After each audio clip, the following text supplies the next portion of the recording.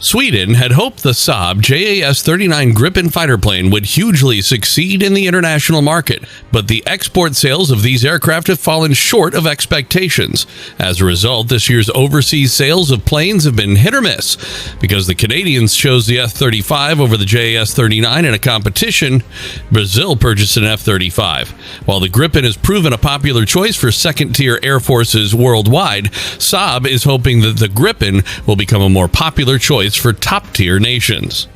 A new aircraft to replace the honorable Draken and Viggen was created, called the Gripen. The Swedes desired a new jet that could attain Mach 2, take off from short runways, and would be smaller than the Viggen while carrying a heavier payload.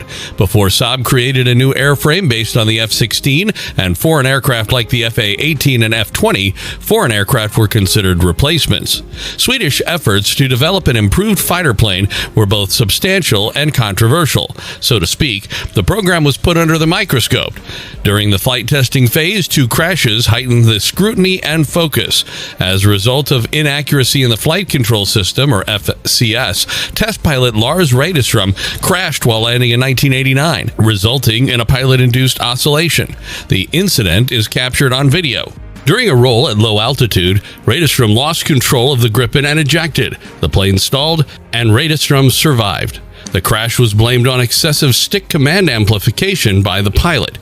Since its introduction in 1996, the Gripen has been in service as a result of improvements made by Saab.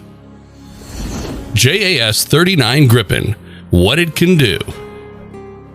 Gripen's JAS name refers to Jagd, air-to-air, attack, air-to-surface, and spanning, air-to-air or recon.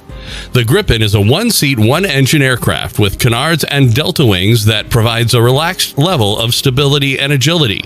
Relaxed stability means that an aircraft can't be trimmed to maintain a specific position in the sky.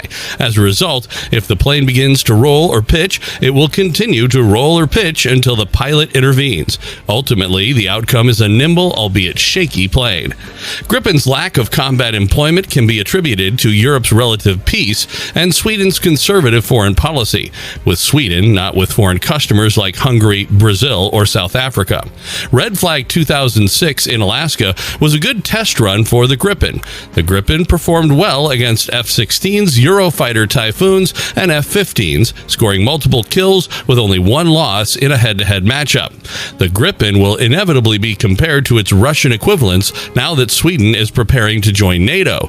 However, open conflict between Sweden and Russia is still unlikely, so any fights between the Gripen and Russian aircraft will hopefully remain purely hypothetical in the near future. Gripen has a dark side in past acquisitions.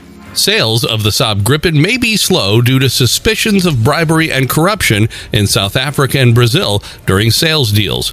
These allegations, even if they date back years and in some cases only involve Saab suppliers rather than the Swedish engineers, still affected the overseas sales.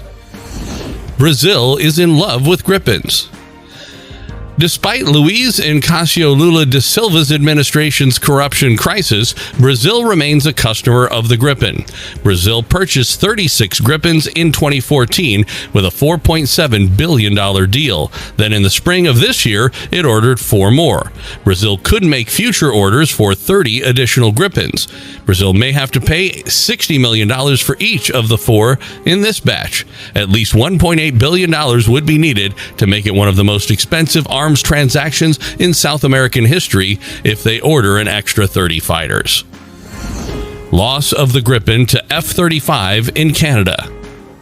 However, a deal with Canada to replace its CF-18s instead of Brazil would have been a much bigger win for Saab. This is the first time Saab has been defeated in a potential agreement with a major NATO ally after the F-35 Lightning II was the victor in an F-35 fighter competition. If a definitive deal can be achieved, Canada might purchase as many as 88 F-35s. JAS-39. It still has strong specs. Upgrades are still needed for both the Gripen C and Gripen E series to remain relevant in the next decade. The E model is larger and contains more fuel than the C type. The General Electric engine in the E is likewise larger.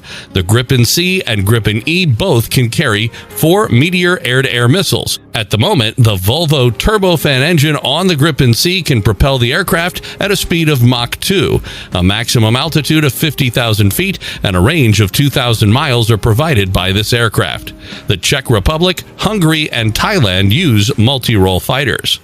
Can the Gripen boost its sales in other countries? It's difficult to compete with the F-35 because of its lack of full stealth capability. However, the price of $60 million for a 4th generation plus aircraft should not be an issue. Those with smaller budgets will be able to purchase it. As a result, countries that purchase the Gripen will be able to manufacture certain of its elements in-house thanks to Saab and Sweden's technology transfer agreement. The Gripen lacks the combat experience of the F-16. The F-16 has a long history of success in combat, including Operation Desert Storm and the subsequent wars in Afghanistan and Iraq.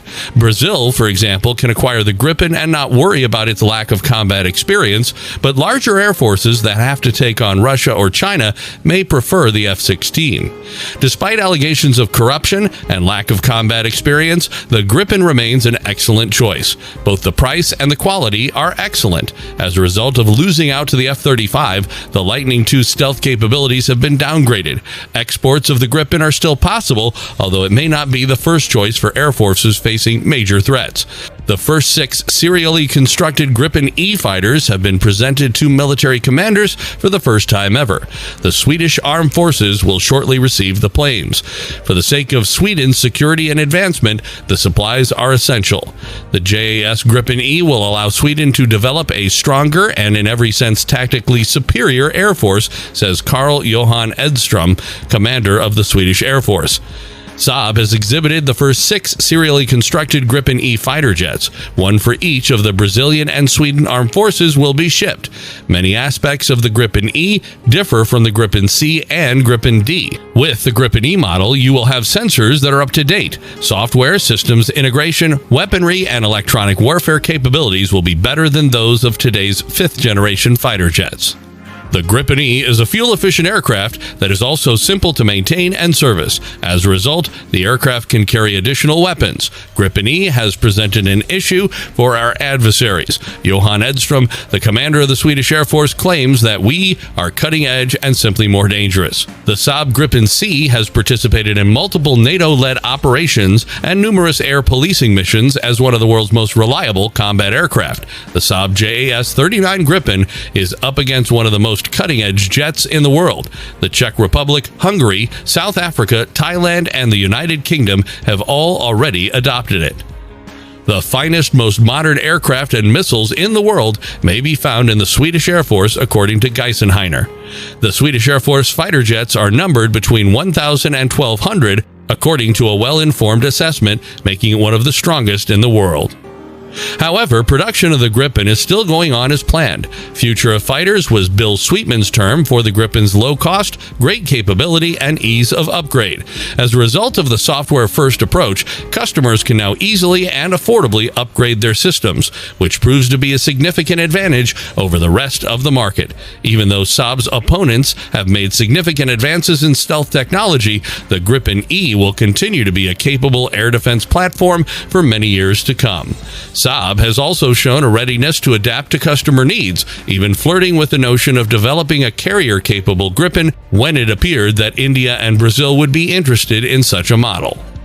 What do you guys think about this Swedish aircraft? Tell us in the comments below. That would be all for today, guys. If you like this video, make sure to hit that thumbs up, subscribe to the channel, and press the bell icon for any new updates. See you in the next one.